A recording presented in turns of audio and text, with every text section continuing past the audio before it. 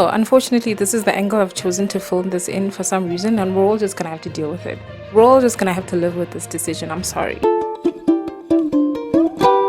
This is episode 2 in an ongoing series where I try and uncover, of course, where the best book recommendations come from. This is a project I started in November 2023 and ended in January this year. And all I had to do is read as usual. Maybe make a note of where I first saw the book before adding it to my TBR. And then that's it. This episode 2, is about Booknaut. Used to be known as bookstream.io. Booknaut is a book recommendation site on which you can get book recommendations based on very specific criteria: genre, subgenre, mood, main character characterization, reading age, tropes, themes, setting, content warnings. You can also exclude some things that you don't like, and the hope is that with enough knob dialing that it can recommend to you your perfect book. Anyway, once again, past me has let myself down. I have no idea what things I put in and what I excluded, but it seems based on the recommendations that I got that I was in the mood for some hard science fiction when I was on Booknaut in November. And I got some recommendations, 6 recommendations to be exact. And out of those 6 recommendations, I only finished 1.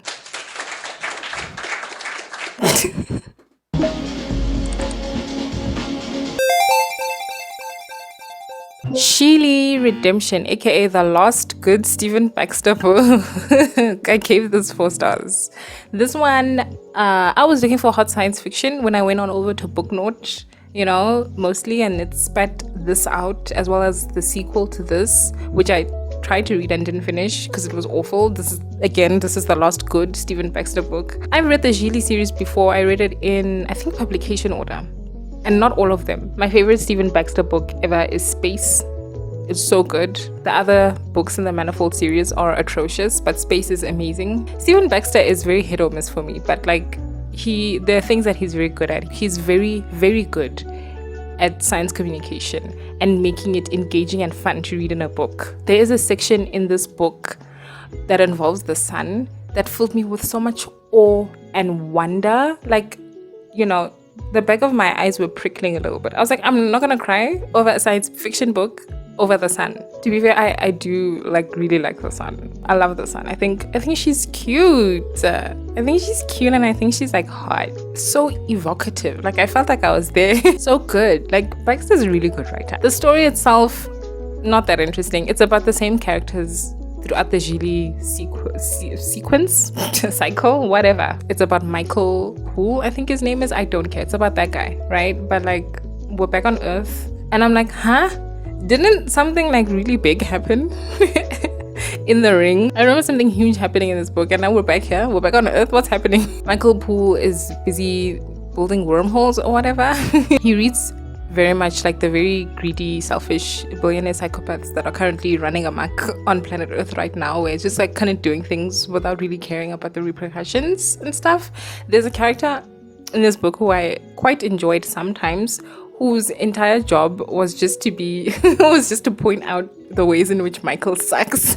Anyway, basically the story is Michael Poole is building wormholes or whatever, and one day something huge, something scary pops through. As soon as he opens one, this scratched my itch for a nice hard sci-fi book. But you don't need to read this book. The conflict is kind of interesting, and it ends in a very grim way, but with some hope and on a cliffhanger, kind of. I tried to read the book after this. It was terrible. It was not good. It's not worth it.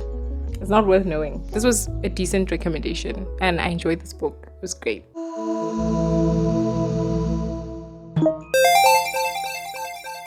Some of these Booknaut DNFs, oh my god. Okay, the first one I didn't finish was the sequel to Xeelee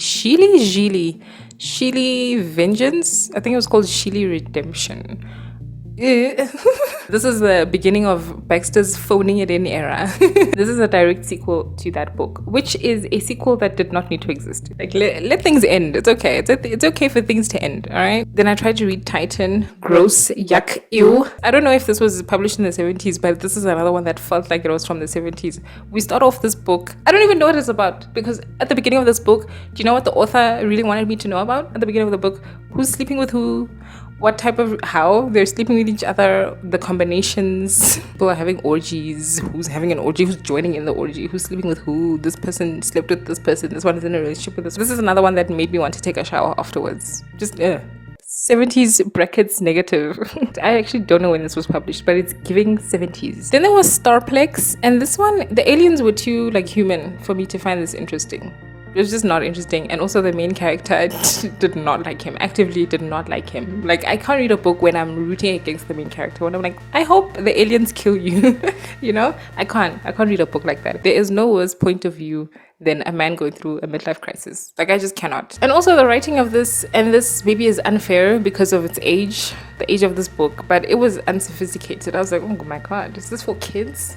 It can't be. No child is gonna find this man wanting to cheat on his wife interesting. There were other suggestions as well. Signal to Noise, Oceanworlds. They were also just like various flavors of dull. I don't know. A good hard sci-fi is very hard to come by. That's why I usually just stick to my 3 authors: Greg Egan, KSR, Stephen Baxter. But like, Baxter these days is untrustworthy. KSR, on and off again relationship with him also. Greg Egan. When's the next book coming out, Greg?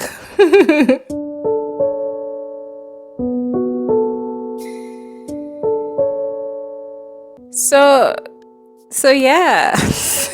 You know what the problem is? Good hard science fiction in general is hard to come by. It can tend to be either too dry and academic and just like lacking in characterization and story and, you know, all of the things that make books fun to read, or focus too much on that stuff and like not be well developed in the science what if ideas part as well. Like, it's just hard. Anyway, I give Booknaut 2 stars. Like, you know, there was an attempt. She tried, and that puts it right at the bottom for now. Yeah, well done.